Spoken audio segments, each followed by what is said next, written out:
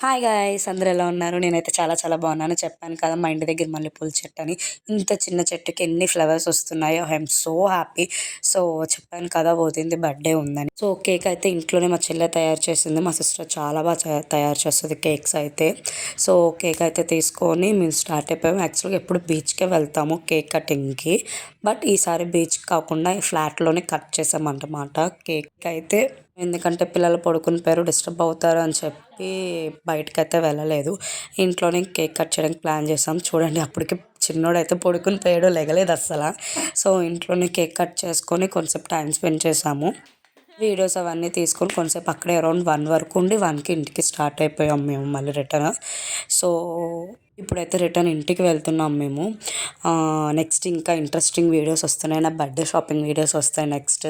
Please అందరూ wait చేయండి. I hope you like this video. Please wait and like and subscribe. Bye guys.